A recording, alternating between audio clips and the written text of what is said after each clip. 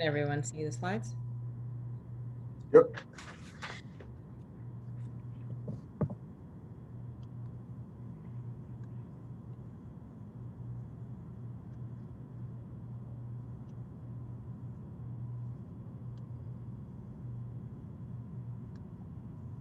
Welcome to the Mastering Mentorship event. My name is Jonathan Leonard, and I have the pleasure of serving as the president of NAHSE Houston, one of the best chapters in NAHSE. We want to welcome you tonight, and I want to thank our mentorship committee, our mentors, and our mentees for just doing a great job this first year. We've had a really successful mentorship program, and we'll hear more about that in a bit.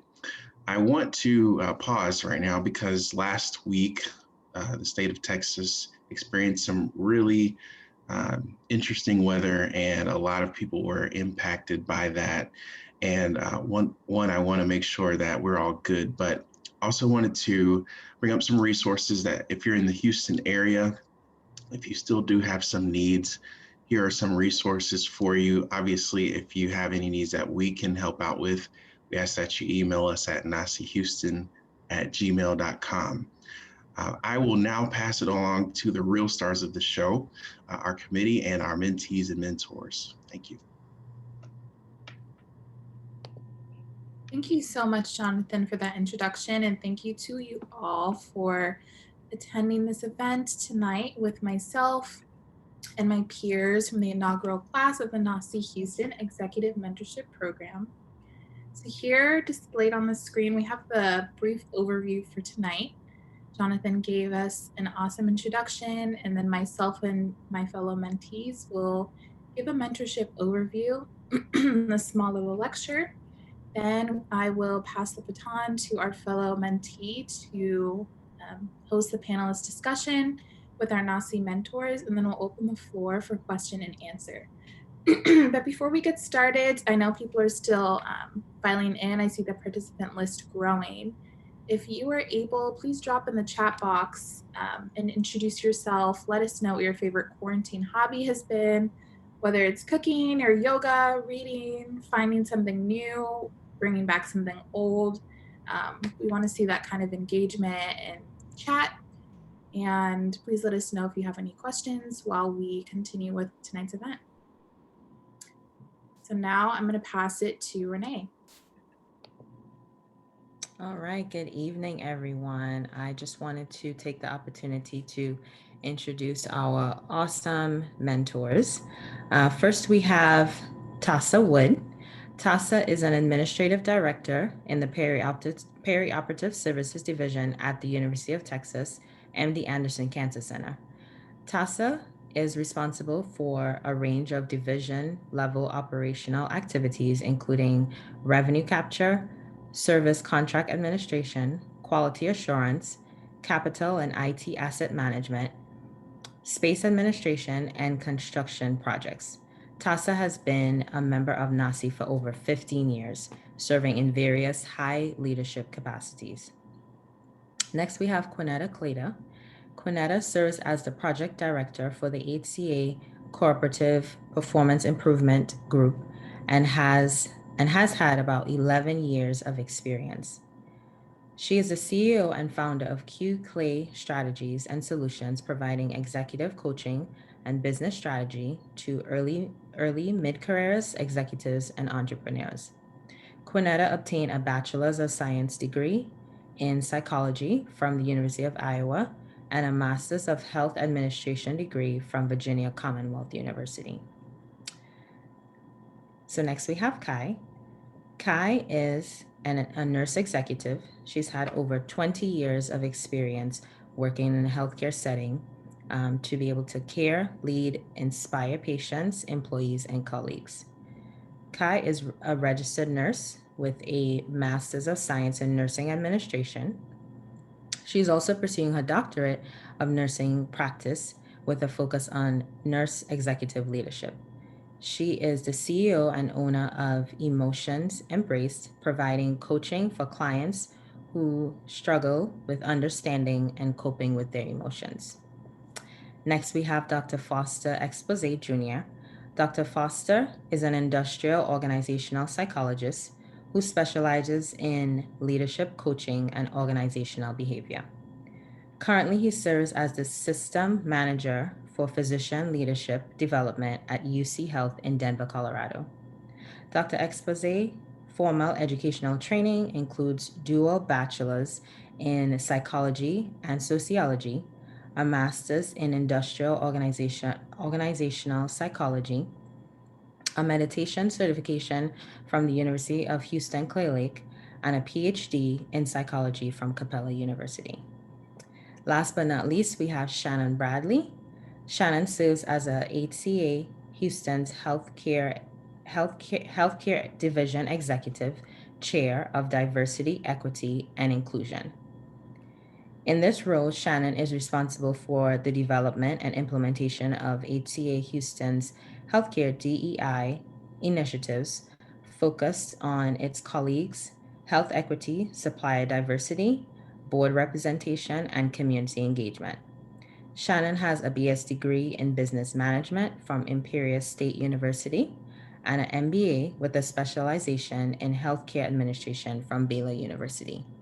Welcome to our amazing mentors. Next, we will introduce ourselves.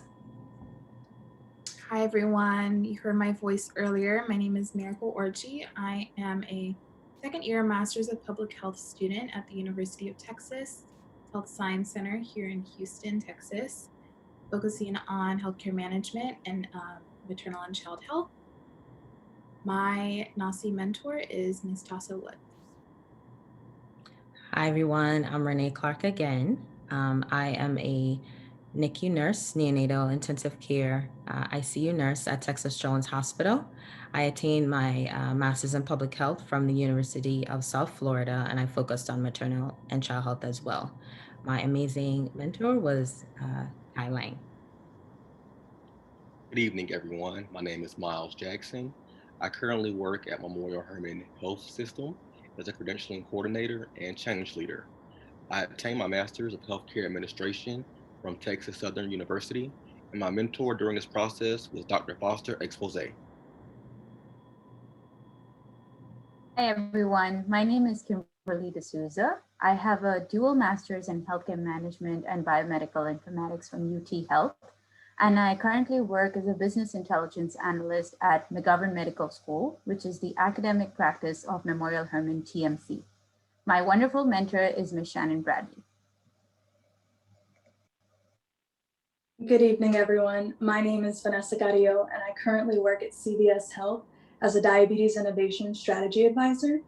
I recently graduated from UNC Chapel Hill with my Master's of Healthcare Administration, and my mentor is the amazing Quinetta Claytor. Go to the next slide.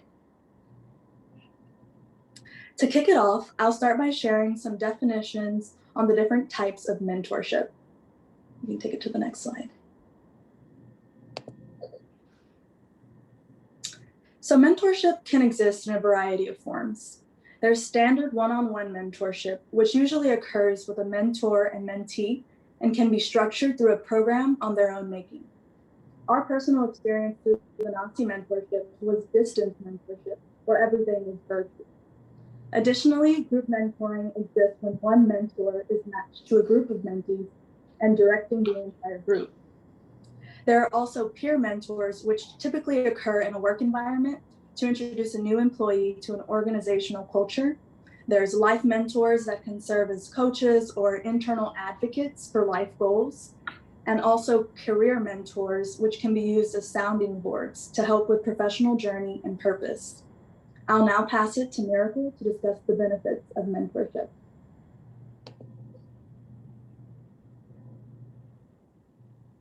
Thank you.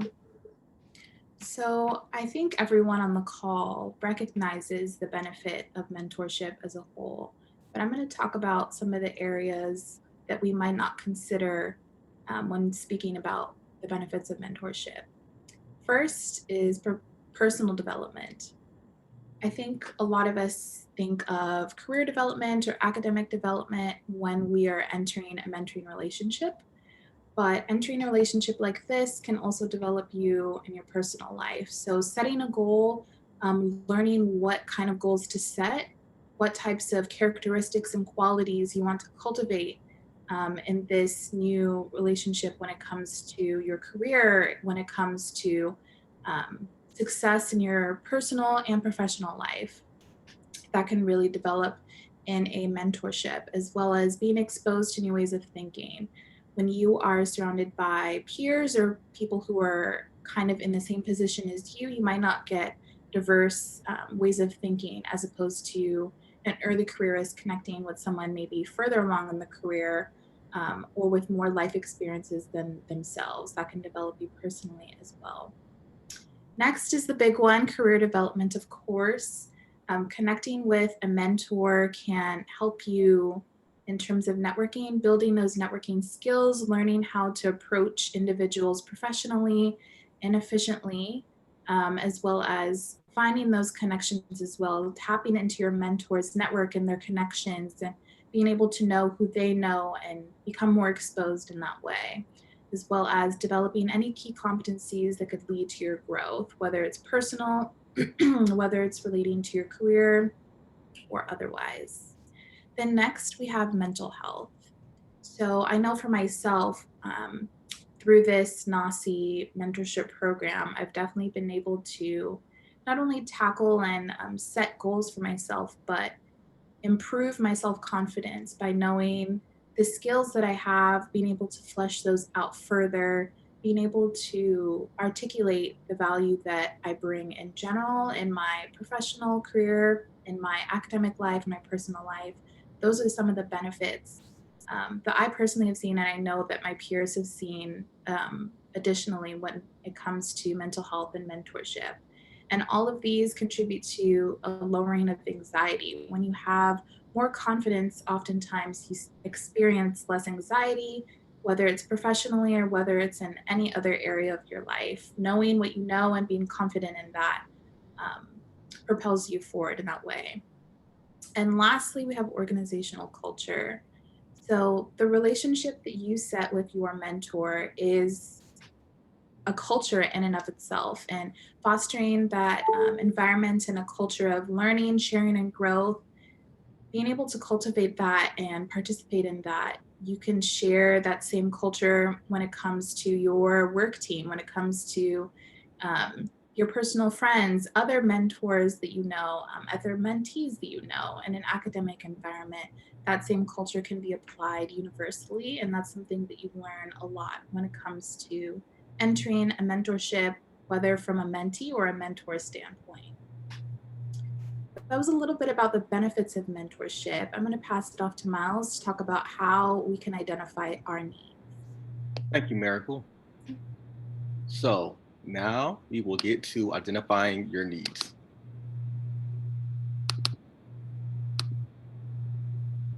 Key aspects start off with self-reflection. In other words, getting a deeper understanding of your strengths and weaknesses. Thinking back towards professional evaluations and what you can improve upon. During my time with Foster, we focused on self-awareness and self-analysis, which involves being honest with yourself. No one knows you like you know yourself. A mentor is there to help, but you take the lead as the mentee. From there, you focus on building, identifying areas in your career plan that still need workshopping. What are some skills you enjoy using that you are not confident in? Strengths and weaknesses, such as taking time to think about what I'm good at, what do I like, what are some skills that need work, how to use your existing strengths to improve your weaknesses. Next, prioritize. What are the most pressing skills? From self-analyzation to building, you should be able to decide which skills are most beneficial and will take priority. Next slide.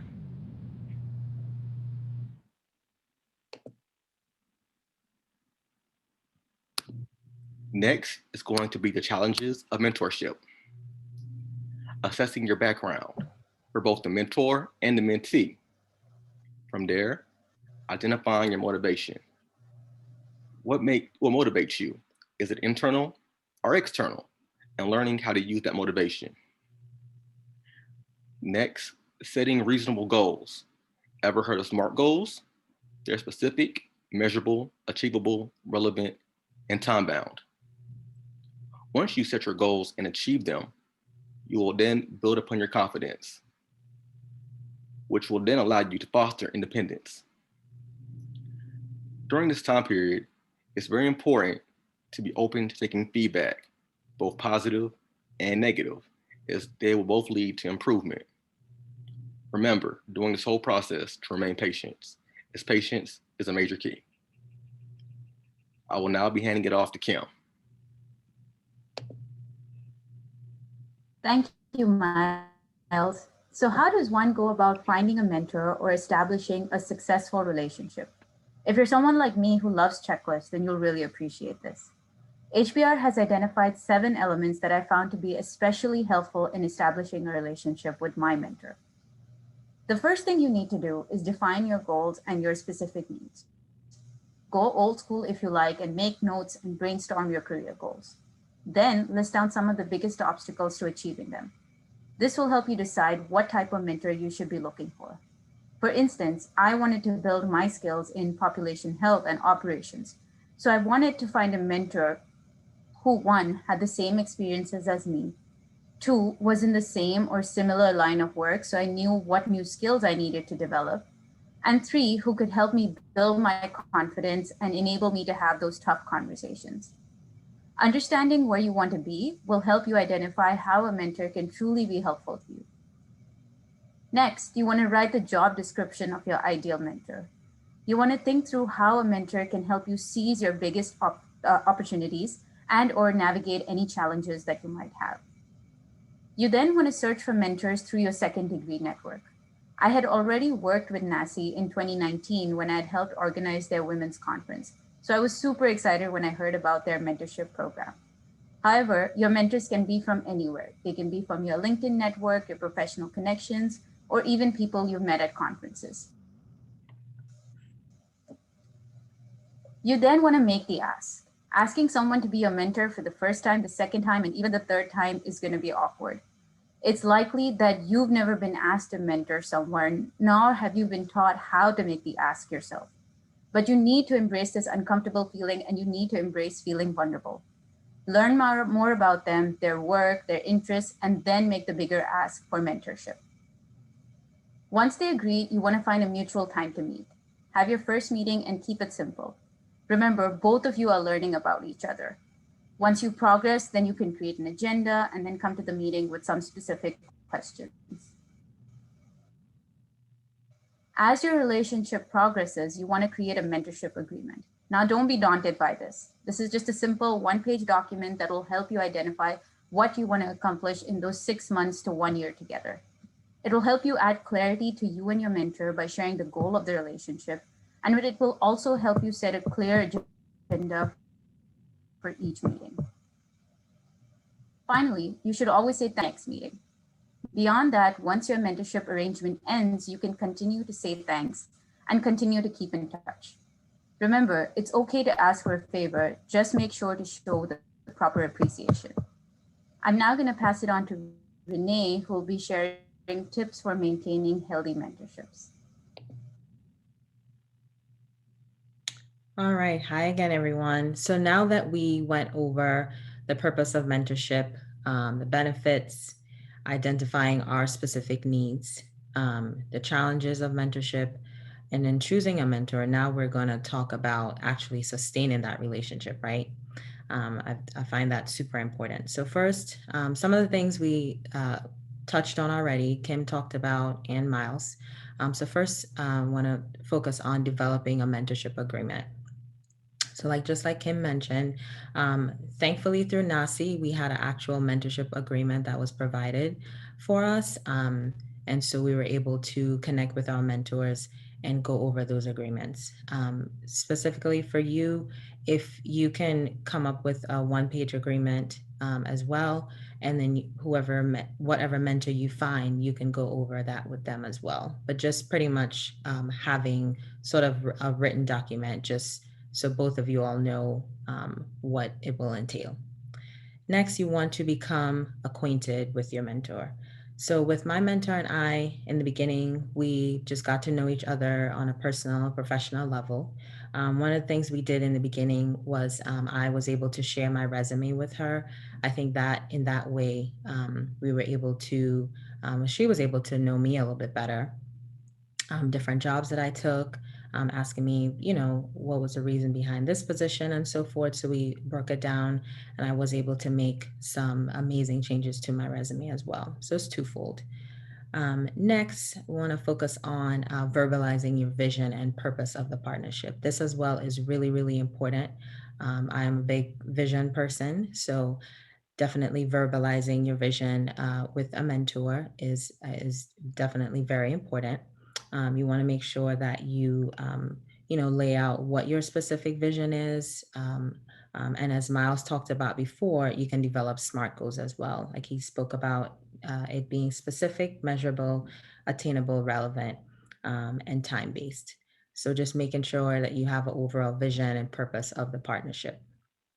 Next, you want to make the most out of the meeting. So with my mentor and I, we started off, I think, with hourly meetings, and she was gracious enough to keep talking to me for about more than an hour. So I'm very thankful for that. So with that, make sure that you come prepared to the meeting. So making the most out of the meeting, if you have specific questions, come with those questions prepared. You, as the mentee, you want to be able to drive the relationship. Most of the time, both parties are getting something out of the relationship, but as the mentee, you're the one driving the relationship. So you want to make sure you come prepared with questions as well. Next, I want to focus on thinking beyond your meetings to stretch the learning opportunities. So again, with my mentor and I had homework every time, just like I was in school. And so it really stretched me, right? I was able to do research on different things that I was focusing on. And in addition to that, I was able to have a mock interview with my mentor, which it felt like the real thing, but it was really good because it prepared me for an upcoming interview that I had. So just being able to have those opportunities to be able to stretch you, because I think, this type of relationship, you want to be able to get uncomfortable in different situations. Next, I want to focus on choosing developmental goals and how to attain and evaluate. So with anything we do, we must evaluate. And so evaluation can just be, making sure you ask the mentor and the mentor asking you as well, how you think you're doing, evaluating just throughout. And then last but not least, follow up. So making sure throughout you're following up on any questions that you have, even after the relationship has ended, or if it continues, you want to make sure send thank you notes as well. And even if it's every quarter, just connecting with your specific mentor. So these were all the resources that we used throughout our presentation. And next, I'm going to hand it over to Kim to go over our panel discussion.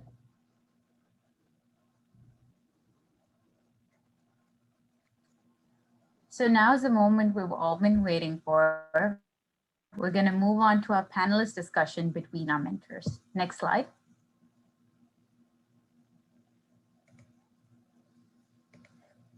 I'm going to start with the first question, which is, how do you set boundaries for a mentorship? And Ms. Tassa Woods, would you mind kicking off the panelist discussion? Sure, Kimberly. I think it's important at the beginning of the relationship to set expectations, right? So that could be anything from meeting cadence to meeting format, those kinds of things, whether or not the mentee can contact the mentor between meetings. phone or text or email and ask for, as you mentioned earlier, a special need like help with a mock interview or resume review or things like that, or just general questions where the mentee may need guidance. You have to set the expectations up front for that and discuss it and come to an agreement. And even that's not even set in stone, right? You can always switch it up if you need to, because it's about making sure the mentee gets what they need from the relationship. And we as the mentor should, we agree to be available. And so we have to make sure that we're available to them when they call upon us, if needed. And I think that's all I want to say. I had another thought and it went right out of my mind. I'm sorry. It's okay. When you recall, then you can come back to it. Okay. Does thanks. anyone else want to answer this question? Shannon? Hey, I would agree with that. I think it's a discussion about kind of how you want to collaborate together and really talking about the ways in which it's going to be most beneficial. And I think for certainly from a mentor perspective, being able to flex to the mentees, but also setting those expectations around, and this is not a Kimberly thing, so Kimberly has been great, but also setting expectations around things like communication and responsiveness and things like that. So if as a mentor, we're allocating our time and we're flexing to you, it is incumbent upon you as a mentee to also be responsible, to be responsive, to also be considerate of our time as well. And so I think having those discussions, like Tiza said, up front and then throughout if there's a need to, but I think that's spot on from my perspective. And again, nothing with Kimberly, she's been great, but yeah. And that's actually, thank you, Shannon, for bringing my thought back to my mind about accountability and respect of the time. So if you know you have a meeting coming up and you had some action items from the previous meeting, be sure to have your follow-up prepared so that you can maximize utilization of that, whatever time slot you've allotted. And so you're respectful of the mentor's time, and then they can give you what you need at the same time.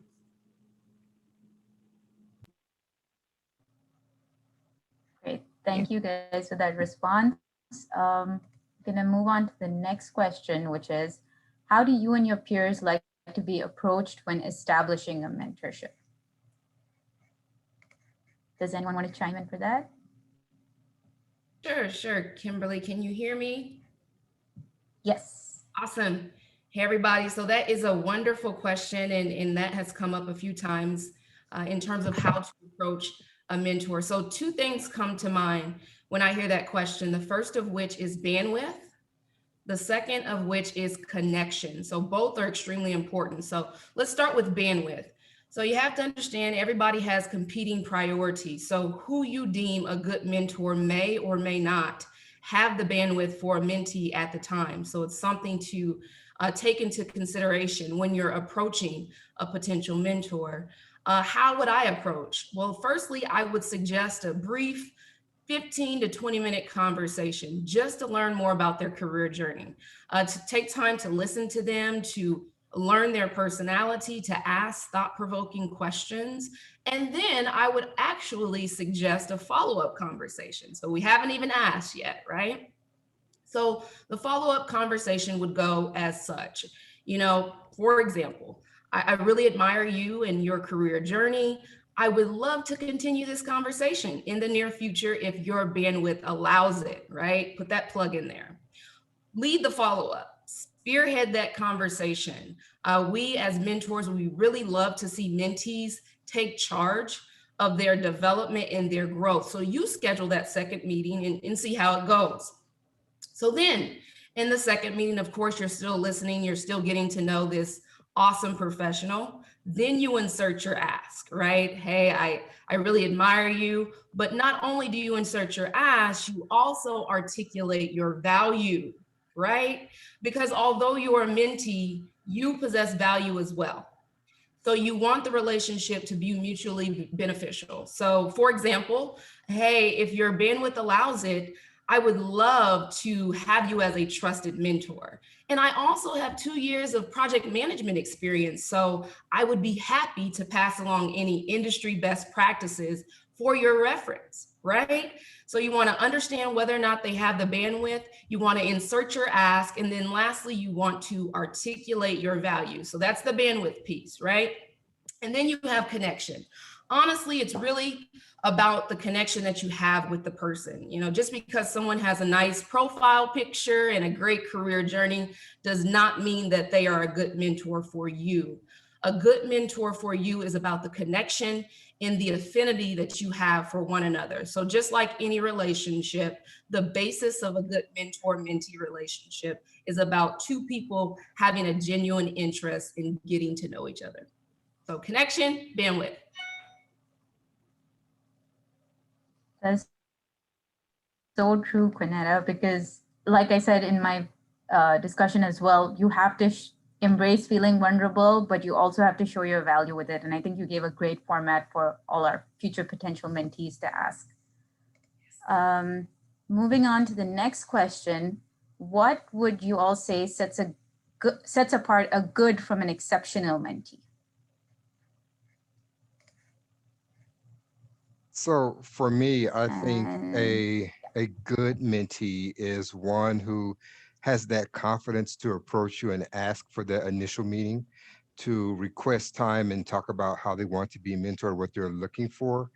And then he or she takes ownership of reaching out to asking, first of all, who is your assistant, who I set up the time to on your calendar. And then they take the ball and they set up the time with that assistant. They start setting out the agenda at least a few days before so that you can discuss it.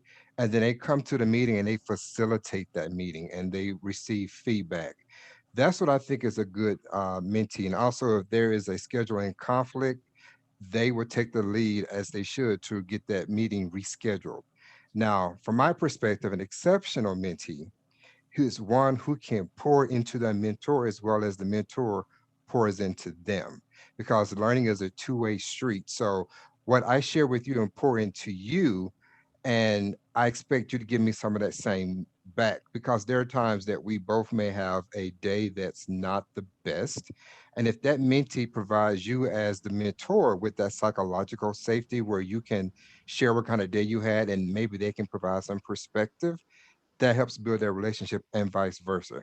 And then also I like from a good mentee perspective, an exception, I should say. Um, I know we're going to conclude our relationship in 6 or 7 months. I like to still to continue to meet with you. And to me, that is, yes, I want to continue working with you. And that builds that bond further on. And one of the things I like to do when I work with a mentee is kind of ask how they like to receive feedback, which is extremely important. Understanding their communication style and being able to give them the message the way they need to receive it, whether it's direct, whether it's a software, it's the best way that I can reach them and connect with them. So that's what I think the difference is between a good mentee and exceptional. That exceptional, again, pours into that mentor as well as that mentor pours into them as well. Okay. Does anyone else want to chime in? Shannon? Yeah, I'd agree with that as well. I think, one of the, and maybe an example, with Kimberly, I work on kind of DE&I, and she's worked on some projects that focus on kind of population health related areas. And so one of the areas that we've kind of talked about was presentation skills. And so within that, Kimberly put together a presentation that focused on a topic area that was beneficial to me from a learning perspective that I could incorporate into my job, but also kind of helped her with her skills and allowed me to also provide feedback from that standpoint. So I think I think the vast majority of us want to be able to give back, but we do also want to be able to grow and learn from the relationship as well. And so I think being able to have that connection and to be able to also grow as mentors, but also in our skill sets, in our educational levels or skill set levels, I think is phenomenal to be able to benefit from that way as well. And Kim, if I may add something else Yes. to that response, I think it's important to, as a mentor, to set the stage of not only building that safety, but also being open and vulnerable, sharing some of your highs and lows in your career. So your mentee can say, if my goal is to do X, and I hear from you that years ago you bombed at X, and now we're building that relationship and say, okay, how can I help you get through so that you don't bomb X going forward? So I think that it's important for that mentor to be vulnerable and open up so that that exceptional mentee will take heed and notice that, hey, my mentor is being vulnerable. Let me meet he or she where they are. And let's also talk about this as well together. That's so true. And it goes both ways. When you're establishing trust with someone like that, you need to be able to share your high points and your low points as well and really build that connection. And that's what makes it stronger. It's not only about the high points. And maybe could I add one more thing? Yes, so I think of course. Also being vocal if you're not getting what you need out of the mentorship piece. So we can be going along and thinking everything's great. So there's, the feedback loop. So if you're not getting what you need out of it, or there's something else that would be beneficial, I think having the confidence, and that goes back to Foster's kind of discussion around trust. So part of that is incumbent upon both of us, but also being vocal and letting us know if there's something else that is not working out, so that if we have the ability to flex to that, we can. If we have the ability to reach out to additional resources and things like that, we can also do that as well. So.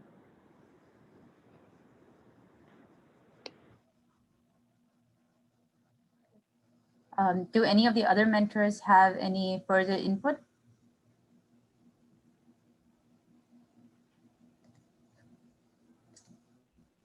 Okay, then we're gonna move on to the next question, which is, how do you navigate transitioning from the role of mentee to that?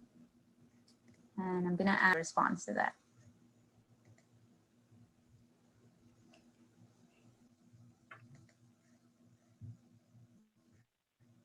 I'll take that.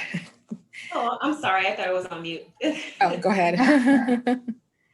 Hi. Speaking. Okay. So let me first start off by saying that I truly feel that we all have something to offer, whether it's in a role of a mentor or a mentee. Whether it be a personal relationship, or a personal experience or professional experience.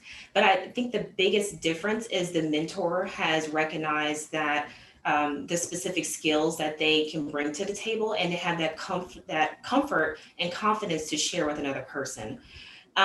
In regards to the mentee transitioning, I don't know if you ever truly transition out of being a mentee.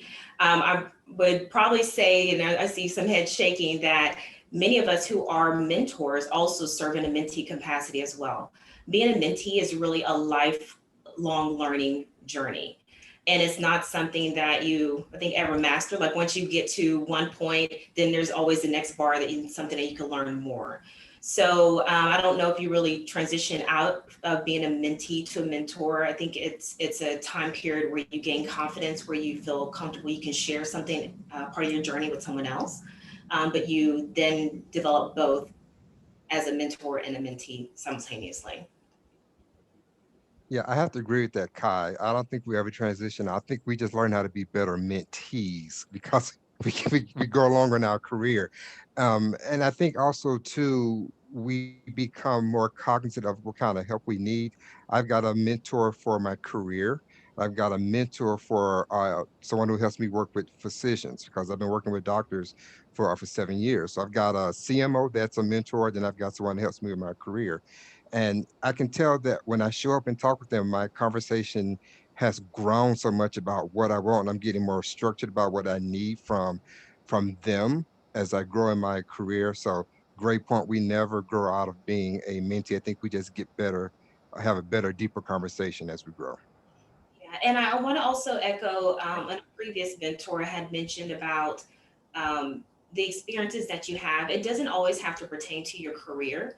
When you really truly develop a bond with an individual, you'll find that those conversations may segue to something as part of their personal life, because we don't shut off our personal life when we come to work. I mean, we do mask it to an extent because you want to remain professional, right? But there's a part where you do have to address those personal aspects and understand how it influences your personal life your professional life as well.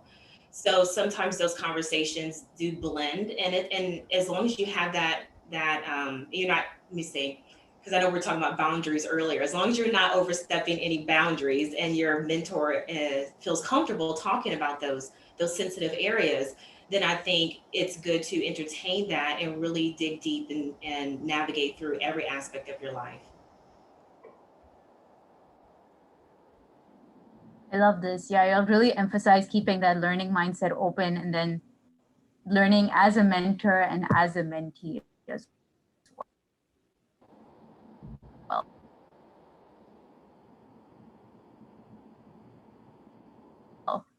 I'm going to take this from us, the mentees, or from the mentors, please, minutes or so. In the meantime, does any of the other mentors, do they have a response to this question? Or they want to chime in?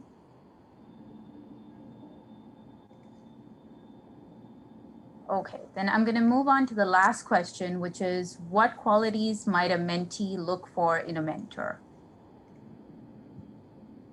Take that one. So firstly, I would go ahead. Oh, okay. Sorry, go ahead.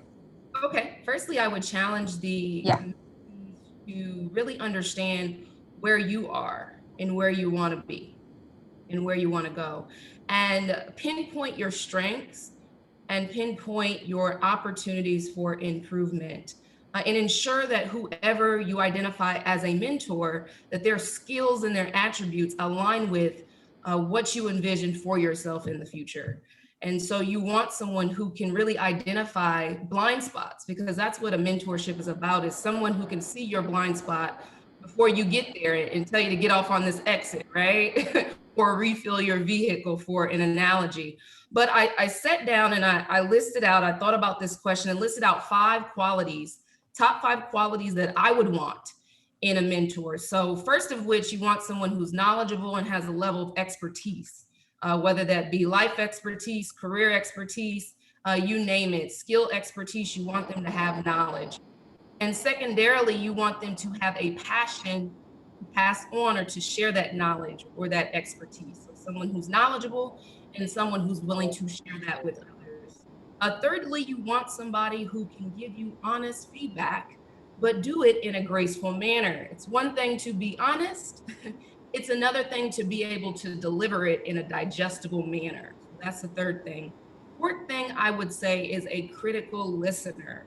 Believe it or not, Vanessa did a phenomenal job of leading all of our conversation, because it allowed me to critically listen to what she was going through, maybe the insight I had given my experiences, and how I could provide guidance or point out what I would do or what I have done in the past. So she did a phenomenal job of really leading the conversation. And lastly, someone like you said, Doc, who is open to learning from the mentee as well. Someone, if we're mutually learning from each other, is just going to make that relationship that much more of a richer exchange. So mentees, I will tell you, do not be afraid to spearhead your mentorship. Be vocal about what you want. Once again, I'm going to toot Vanessa's horn. She was very explicit about what she wanted from me, and she guided all the conversations. We had topics every time, and what that enabled me to do is pull resources to help her. It enabled me to kind of reflect on what I had been through or went through in my past. Of course, the conversations were definitely still organic, but it allowed me to be prepared, and also allowed me to see that she had a vested interest in her journey. So if I may. Thank you so much for that, Vanetta. Yes, please do. So one thing that I would add is being open-minded regarding the mentor that you choose, because I think sometimes we get into our careers and we look for mentors in our own circle because they either have the same skill set as us or the same background. To me as a nurse, a lot of times some of my mentees may be nurses, but it's also good to look at a mentor that may be totally different out of your particular area, because they will add a different perspective to your journey. So don't just focus on a particular skill. Look at the individual, and if they have accomplished amazing things in their career, you just want to learn more about their journey, then just being open-minded to that, because it may be a different experience than someone that's right in your area, your immediate area or circle. I agree with Cornetta and Kai wholeheartedly. And I just wanted to just add that when you're searching for a mentor, think of it like an interview, right? You're searching for the right mentor. I mean, it may not be necessarily a perfect fit, but ultimately you have to get out of it what you are seeking. And if you don't ask the questions that need to be asked, according to your needs, then you won't know if that mentor is right for you. And then you look up and it's 3 months down the road and you spend all this time together and you're not getting your needs met. So I would say, conduct an interview like you're hiring a candidate for a job. So, and then the mentor, they kind of prove to you, hey, I'm the person that you should partner with on this journey of mentoring. Now, one more comment that came to mind is you don't have to have just one. Mm-hmm. You can have multiple, and I actually recommend it. So, and that's I just add a comment too. From a mentee perspective, be exactly true and real about what you're looking for. Don't run after someone to be a mentor because of their title. I've had that happen quite a few times. And where I sit in organizations, they think they could ride the coattail to get where they're trying to go. So as a mentor, I fired some mentees when I realized that that's what they were after, and it was not a good fit. So be true about what you want. Don't chase someone because of a title, because you could get a mentor that's, in facilities doing just the regular everyday stuff. They're still great people as well. They have good knowledge to share with you. From a mentor perspective, when you seek out a mentee or take on a mentee, make sure you know what kind that's going to work well with you. I look for someone that's going to do the work. And Miles showed up and he truly did the work. He owned it. He came in with the goal. We built a rapport. He was vulnerable and he did the work. And I was so impressed with watching his metamorphosis over the last 7 months working together with him. So that's extremely important.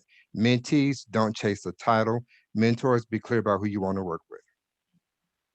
And that actually would be a great segue into one of the chat questions that just popped up about, I didn't go back and look at it, but it's something to the effect of, what do you do when you realize the relationship is not working?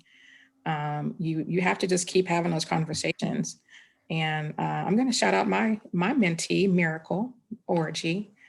She was awesome, and she was always prepared for our meetings. And but I made a point every time we met to ask her, do you feel good about how things are going? Because she may feel like she just has to stick with me, but I assured her, you don't have to stick with me if you don't feel like this is going in the direction that you need it to go. And I won't take it personally, because it's not really about me. It's about her and what she needs out of the relationship. But at the same time, I expressed to her, I'm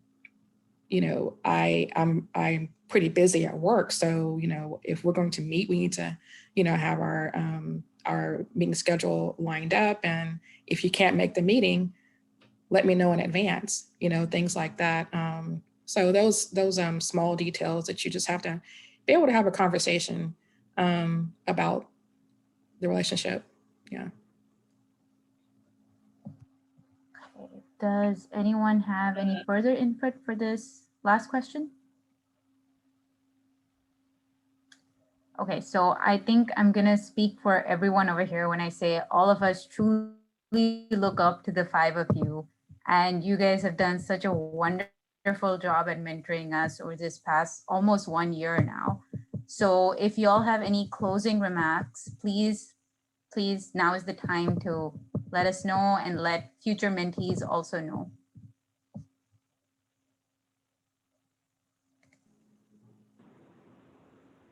I think from my perspective, I can't speak for everybody's mentees. I'm sure it's the same feedback, but Kimberly was great. It's been a pleasure. And I'm just excited. I really, the relationship has poured into me.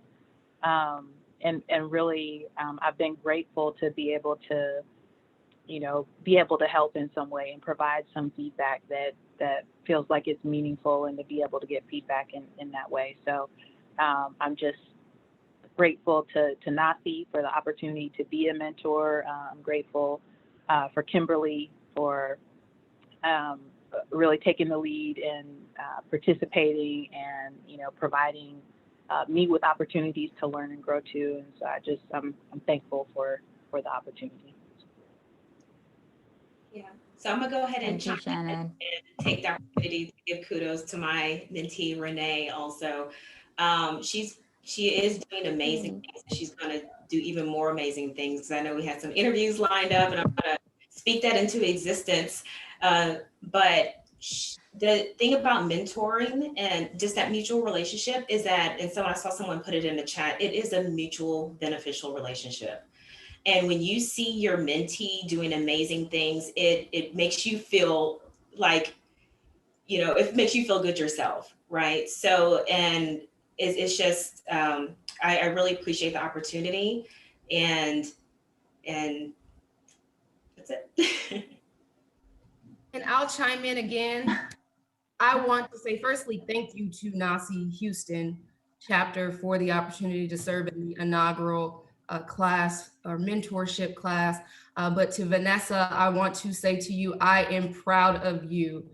We have gone through some ups and downs, personally, professionally, both of us. And we did create a safe space to be vulnerable with each other. And I do consider you a part of my village. So I'm proud of you. You are ambitious. You are a trailblazer, and you are an amazing young lady, and the best is yet to come. So great job. Yeah. And I got to give my adopted little brother some love, Miles. It's been a humbling experience working with you for the last few months. I grown to just not only enjoy watching you grow, but to love you, little brother, as well. I appreciate you showing up. I appreciate you doing the work. I know there's some things that you're working on, and I am so proud to see you do that. So all I can say is rock on, brother, rock on. All right. And I will chime in again and give kudos to my mentee, Miracle. She has a great name, obviously, because she really is an outstanding young woman. And I actually, learned some things from her. So, it's has been beneficial for me as well. And then also just thank you to NAHSE Houston for inviting me to mentor for this inaugural cohort. I really appreciate the opportunity to give back to NAHSE. And I totally forgot to give kudos and thank you to Jonathan and also Patrick as well. Thank you both so much. I miss you, brothers. I can't wait to come home to Houston. I had my first shot. I take the next one next week. I'm coming home to visit pretty soon. So we have to do pizza.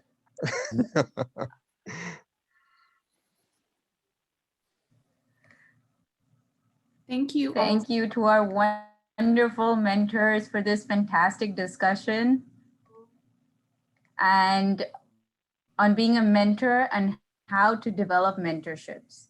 We're now going to move on to our audience Q&A, which will be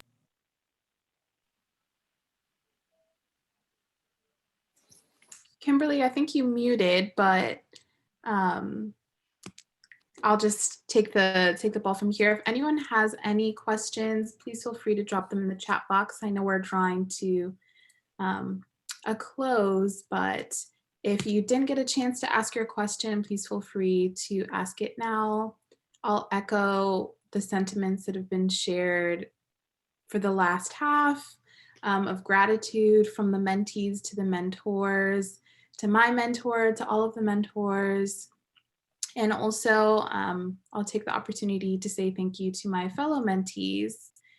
I really have enjoyed the chance to be able to work with all of you, meet all of you. Unfortunately, we weren't able to meet up in person due to COVID, but still we were able to form a relationship and communicate virtually, online, over text for the past couple of months, and I really appreciate that. And also gratitude to the steering committee, to Connie and Grace and Jonathan and Pat and anyone and everyone else that I may be leaving out. Thank you all. And thank you to the audience for coming this evening. We really appreciate it. I actually have a question for Foster. Sure. Okay, thank you. And I'm gonna direct it to Foster, but anybody on the panel. And I've been in healthcare over 40 years, and I have 2 mentors still. However, I don't consider them mentors. I actually consider them trusted advisors. So if you can talk about, so Foster, if you can talk about, or any other panel members, as you grow in your career and you put distance in it, how does it transition from someone who's a mentor or someone who's a trusted advisor? That's a great question. That conversation is different because as a mentor, again, you come with that specific goal. But once you get seasoned in your career, those individuals, they do become trusted advisors. So your conversation is, now I'm faced with this and I'm looking to go this direction.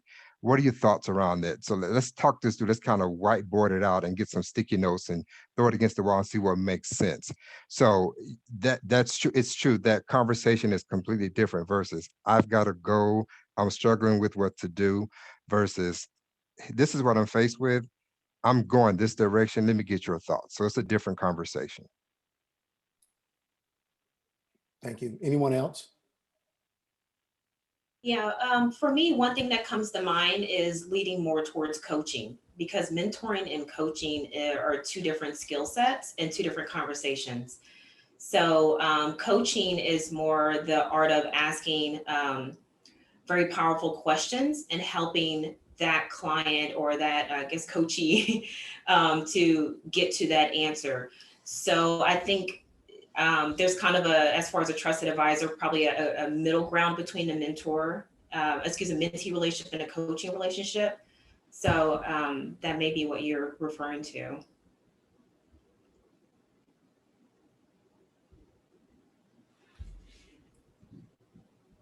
Thank you.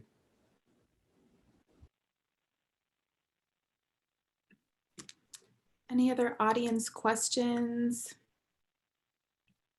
Please feel free to drop it in the chat or come off mute.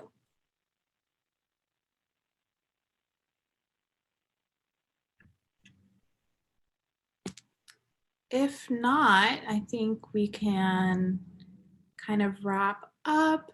I'm not sure if anyone from the steering committee wants to give any final words. Don't tempt me with a good time, Miracle. Don't tempt me with a good time. This has been phenomenal. I'm speaking on behalf of the steering committee. We came together so long ago with a few ideas. Well, Grace came to Connie and I with this great idea of putting together this wonderful mentoring program. And as soon as she says mentorship, I'm on board. And little did we know that it would manifest itself into such a powerful tool for empowerment. And not only that, it was during COVID. I know you guys probably remember the real world, where you got complete strangers in a house together and they live day-to-day real world life. But you guys did that during COVID-19. You guys didn't meet in person one time, I don't think. And that is very powerful and a testament to the inaugural program, because the programs that follow you guys afterwards for both the mentors and the mentees, there should be no excuses, right? You guys have set the standard very, very high, and I could not be more proud of the individuals we selected for mentors and the wonderful people who interviewed and were selected based on their commitment to mentoring as mentees. I appreciate you all, and I cannot wait to continue to pour into each other and allow you to continue to grow within the NAHSE village and continue to manifest your skills and expertise in this thing that we love called mentoring. And with that being said, thank you all for participating and have a wonderful, wonderful night.